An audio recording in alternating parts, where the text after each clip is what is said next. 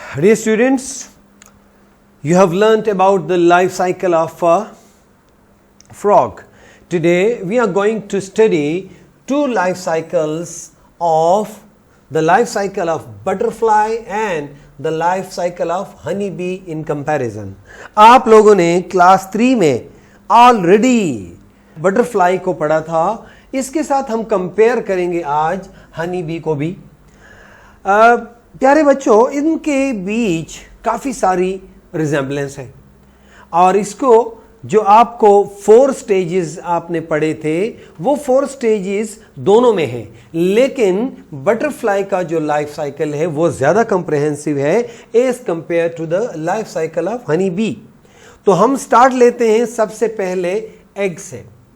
आप लोगों ने पढ़ा था कि बटरफ्लाई क्या करता है, lays egg on the leaves of plants के लीव्स के ऊपर वो अंडे दे देती है और जब ये अंडे दे दे तो इस अंडे से जो पहली चीज बनती है उसको हम कहते हैं लार्वा। और अगर आपको याद हो, आपको ये बताया गया था कि ये जो लार्वा है ये एक मुकम्मल एक जानदार लिविंग थिंग्स की तरह, जिस तरह इंडिविजुअल हो वर्म लाइक, जिस तरह वर्म्स जो होते हैं ये वर्म्स की तरह हरकत करता है और ये जैसे अंडे से निकलता है फौरन इस अंडे के खोल को खा लेता है और जैसे ही ये ख़त्म हो जाता है तो ये प्लांट्स के लीव्स ऐसे खाता है जैसे ये पैदा ही हुआ होता हो। किसके लिए? खाने के लिए। इसके मुकाबले में this is the egg of honey B, और हनी बी का जो एग होता है उसका वो डेवलप होता है लार्वा में। चूंकि लार्वा इधर भी है और लार्वा यहाँ पे बटरफ्लाई में भी था, लेकिन एक चीज़ और आप लोगों को याद होगा कि हनी बी का जो लार्वा था उसको आप लोगों ने कैटरपिलर भी कहा था, याद है? तो इसको कैटरपिलर भी कहते हैं और इस तरह की शेप की चीज़ों को भी अक्सर हम कैटरपिलर से मुखातब करते हैं। तो पहला स्टेप क्या, एग्स, और दूसरा लार्वा, एग्स और लार्वा।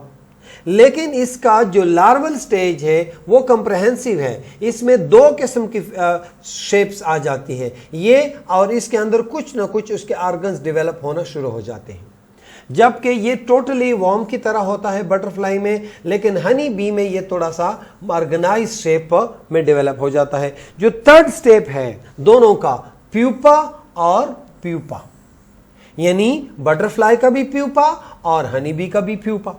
लेकिन यहां पे जो बटरफ्लाई का प्यूपा है इसको हम क्राइसेलस भी कहते हैं, अगर आपको याद हो तो। प्यारे बच्चों, इसको हम सिर्फ प्यूपा कहते हैं और इसके अंदर छोटे छोटे विंग्स, हेड, ये सारी चीज़ें डेवलप हो जाती हैं और एक शेप बनने लगता है। और जब हम इसमें बटरफ्लाई में बात करते हैं तो बटरफ्लाई का जो 4th स्टेज है, तो 4th ए, 4th बी, तो उसके अंदर एक और चीज़ जो डेवलप हो जाती है, यानी ये जो प्यूपा होता है ये रेस्टिंग फेज में चला जाता है, यानी ये रेस्टिंग फेज में जाता है कुछ वक्त के लिए।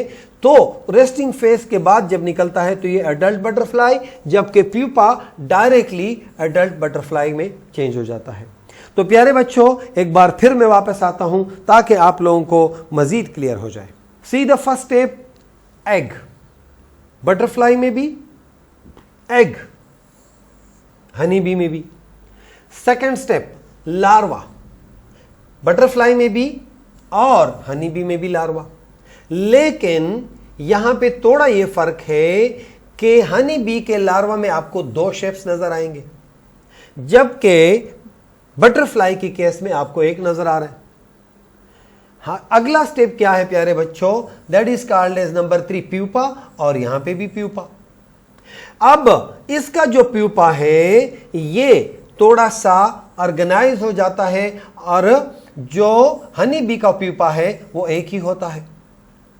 4th स्टेज दोनों में क्या है, दोनों में जो 4th स्टेज है वो एडल्ट बी का होता है। तो प्यारे बच्चों, हम जाएंगे टेक्स्ट की तरफ ताकि आपको मजीद आसानी हो, मैं टेक्स्ट को थोड़ा सा रीड कर देता हूं आपके साथ। I am sure that you will love it. बहुत आसान है, बहुत इजी है। तो प्यारे बच्चों, this is butterfly and this is honey bee. ये इन दोनों का जनरल कंपैरिजन है, यानी ये भी इंसेक्ट है और लॉन्ग थिन बॉडी है, ब्राइटली कलर्ड है, वो आप लोगों को पता है। Honey bee is a kind of insects विच, अभी दोनों फ्लावर्स पे जाते हैं, लेकिन बटरफ्लाई हमारे लिए शहद नहीं बनाती और ये जो हनी बी है हमारे लिए हनी बनाती है। इसके ये स्टेज से प्यारे बच्चों, लार्वा यहां पे जो दिए हुए हैं ये स्टेजेस नहीं है, ये इसके डिफरेंट मेल और फीमेल जो हनी बी होते हैं उनको कहते हैं। जबकि यहां पे बुक में आपको लार्वा, प्यूपा एंड एडल्ट दिया हुआ है, एग्स, लार्वा, प्यूपा, एडल्ट। इसी तरीके से इसमें भी होते हैं एग्स, लार्वा, प्यूपा और adult. Going towards the next step, और उसमें आप बाकायदा तौर पे लाइफ साइकिल एग और एग, क्या फर्क है इन दोनों में। Adult butterfly mother lay eggs, tiny eggs on specific plants, mainly leaves के ऊपर होते हैं और उसके साथ स्टिक हो जाते हैं, और इसकी तादाद है लेकिन कम है। क्वीन, इसमें जो क्वीन वाली बटरफ्लाई है, female butterfly, that lay eggs around 2000 per day, एक दिन में। अच्छा, ये वाला जो एग है ये लार्वा और ये बी लार्वा, लेकिन इस वाले लार्वे को मैंने कहा था कि इसको कैटरपिलर भी कहते हैं। ये after 5 days tiny worm like creatures hatch out which is called as larva। ये 5 दिन में इससे निकल जाता है, और जो हनी बी वाला होता है वो 4 days में, लेकिन ये स्नो वाइट कलर का होता है, larva hatches.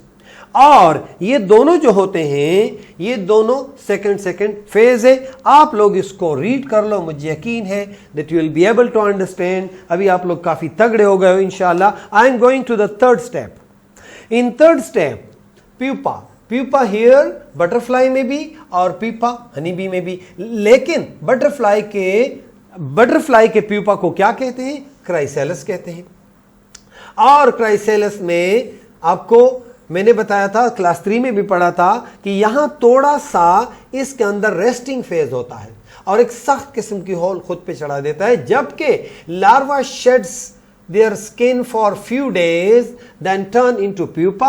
At this stage body of pupa is extremely soft and whitish in color। यहां सख्त होती है, हार्ड शेल होता है, यहां सॉफ्ट होता है, राइट। और इसके बाद फोर्थ, एडल्ट बटरफ्लाई और एडल्ट हनी बी दोनों एक जैसे हैं। तो माय डियर स्टूडेंट्स, मुझे यकीन है कि आपको बटरफ्लाई और हनी बी के बीच जो डिफरेंस है और जो सिमिलरिटीज है दोनों की समझ आ गई। Now I am calling you for homework. अपना समर पैक निकालो, और समर पैक में एक्टिविटी दी है, इसी लाइफ साइकिल्स को आपने लेबल करना है और उसके स्टेप्स बताने हैं। एंड मिलते हैं अगली क्लास में। So best of luck my dear students. अल्लाह हाफिज।